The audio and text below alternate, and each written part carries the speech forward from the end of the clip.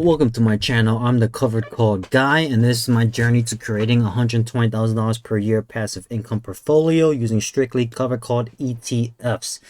Currently, my portfolio yields about $61,000 a year, a little over $5,000 a month. So I am halfway there. Today, I'm going to be talking about one of the largest positions in my portfolio. But before we get started, disclaimer: all content presented in the video is for informational purposes only and should not be considered financial advice. I am not a financial advisor. I am not a tax professional. Trading and investment involves substantial risk. You should consult a financial professional before making any financial decisions. Past performance is not indicative of future results. All views are my own and do not reflect the opinion of other parties. I am just some random idiot you found online, and I could be completely wrong. Okay, so the stock that I currently hold in my portfolio, that is one of the largest holding, that currently pays me almost $18,000 a year, is QDVO, ticker symbol QDVO, from Amplified CWP Growth and Income ETF. All right, so this due diligence report is prepared by me, the covered guy call. The covered call guy. Whoops, got my own YouTube channel here. So, anyways, getting into it, this is my due diligence report and why I'm holding it. The reasons why I'm holding it. Again, some of the if the information is wrong, please do your own due diligence and research before you go ahead and make any financial decisions. All right, welcome to the channel. The fund objective. The fund is an actively managed ETF that seeks to provide capital appreciation and secondary high current income. So that is very important. Okay, I have QDVO because my other stocks in my portfolio, QPIX, QPIQ, Maggie, BTCI, they're strictly income, and I wanted something that also had some capital appreciation, and this fund does that first, and then secondary high income. So this is more of my growth stock. I love Amplified ETFs. Before I had QDVO, I had money in Divo, ticker symbol DIVO, but I switched over to this fund, QDVO, for just a bigger yield. So this means the fund tries to grow its value first while also generating monthly cash flow as a second priority. So if you're looking for strictly high income, this fund is not for you. This tries to go ahead and protect your NAV and grow the NAV. So I thought that was very important. I want high income, but I also want to be in the growth scene also.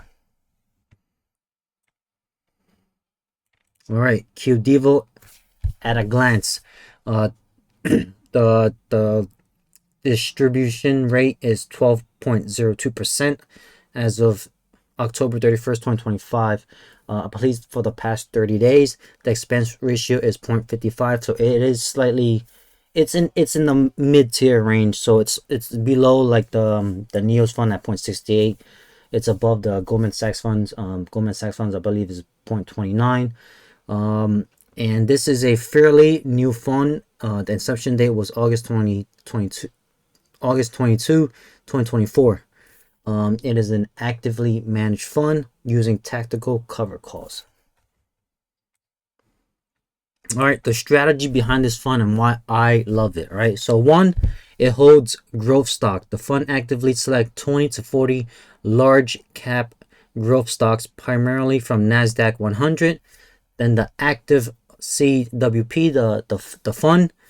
The sub-advisor from CWP tactically analyze market conditions to decide when and how to sell the calls.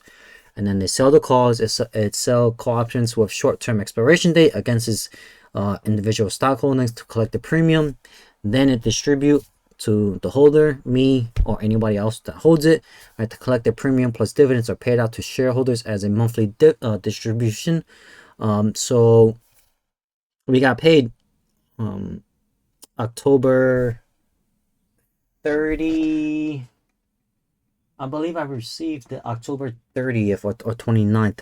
So it pays typically at the end of the month. All right. What is the strategy behind this fund? Right? What is the active management? One is the concentrated portfolio. Instead of holding all 100 stocks, QDVO holds a high conviction portfolio of only 20 to 40 stocks that CWP believes have strong earnings and cash flow. And then they write tactical call writings. Unlike funds that sell 100% of the calls like QYLD, QDVO's managers can choose not to sell calls on the stock they believe has strong term upside. This flexibility is key for its capital appreciation goals. So that's the growth there. And then the sector tilt, the managers can over or underweight specific sectors like tech or healthcare based on the market outlook rather than just mirroring the NASDAQ 100. Because otherwise, I would just buy the NASDAQ 100, right? Then there'll be no point of it. All right, so inside the portfolio, the top 10 holdings, the fund is heavily concentrated on the largest tech-driven growth stocks. The top 10 holdings make over 60% of the entire fund. So yes, there is a concentration risk here, but you would have to believe that, you know, Nvidia would fall, or Apple, Microsoft, Apple, Broadcom, Amazon, etc., etc. Especially since Nvidia just hit, the first company to hit 5 trillion. Don't think it's going anywhere. I'm pretty sure we're going to need Nvidia 10, 20, 15 years from now. All right, so inside portfolio sector breakdown, information technology holds at 41%, then communications at 20%, consumer discretionary at 16%, financial at 6%, consumer staples at 5.5%, industrial at 5%, healthcare at 3%, materials at almost 2%, real estate at almost 1%. The performance total return year to date as of 9/30/2025, QDVO has slightly lagged the S&P 500 growth stock. So as a cover call fund, we do expect this. This is an expected in a strong market due to capped upside from selling calls. Is an active management. However, it has kept its pace, so it's not doing too bad compared to if you were to have straight growth. So year to date, 17% versus 19.59. So about 2%, 2.5%. Not so bad. Please remember, we also want the income from it. All right, so income is distribute monthly. This is pretty much the cash flow. So you see here, it's been doing slightly well. It's been trending up. You know, there are moments where it falls down. I believe the last one was at 0.25, so it fell from 29. It's really just based on the premiums, the market volatility. So it depends on how the market swings. That's just how cover call ETFs are operated. All right, so pair comparisons. I just picked two, JEPQ and QYLD. How does QDVO stack up against the other popular NASDAQ 100 income funds, right? QDVO's growth focus has led to a significantly stronger year-to-date performance in this bull market. You can see here, QDVO has done pretty well for itself. All right. The trade-off, risk versus reward. The reward, what you get, high monthly income and potential for growth. The risk, the cap upside, but that's really all of the covered called ETFs, right? So you will never capture 100% of the bull market rally. The sold call will always cap your gains. This is the fundamental trade-off. So I don't think there is a cover call ETF out there that could capture all of the upside. The most two cover call ETFs I know that could capture more than others. So it'd be the Goldman Sachs funds at GPIX and GPIQ. And then you have full downside exposure, right? There's not a hedge. It's if the NASDAQ 100 crashes, QDVO will crash with it. The income provide only mere a buffer against a minor buffer against capital loss. But that's if you believe the NASDAQ 100 will never recover, right? I don't think that's going to ever be the case, right? The NASDAQ, the saying the market always goes up over a long period of time. That's like saying America, unless a nuke goes off, right? America is going to recover. These tech companies are going to recover. All right, my final verdict, the cover called, guys, final verdict. All right, this fund may be for you if you are an income focused investor. You want higher growth than traditional buy right funds like QYLD. You're willing to sacrifice some upside potential in exchange for high monthly cash flow. You are bullish on large cap growth stocks long term, but want to generate income along the way. All right, this fund is likely not for you if you are growth at all costs. All right, just buy the QQQ instead. Just buy the growth underlying growth stock, right? Microsoft, Google, Apple. Just buy the individual stock, right? You're looking for downside protection or market hedge. This is not it.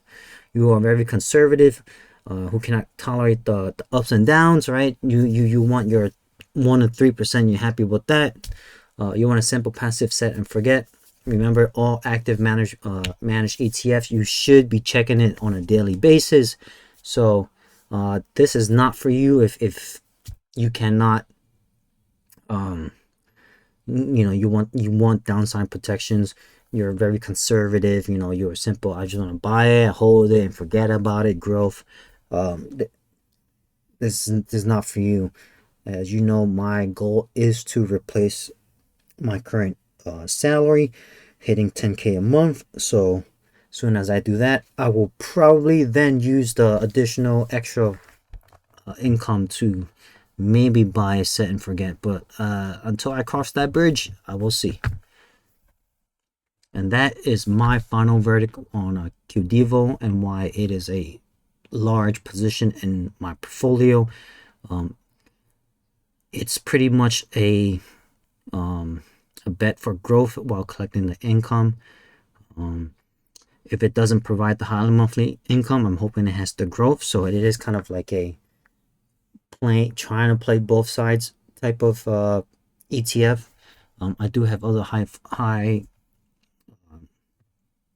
yield ETFs in my portfolio, so this is not going to be the biggest high yielder. This is more of a growth and then income, which I'm okay with. So if that's for you, if you want something a little bit more, playing both sides, this ETF is most likely going to be for you. Again, do your own research, do your own due diligence, and make sure that the information you are reading right now is factual. I could be wrong. So hopefully that I open up a new ETF for you to check out. Have fun.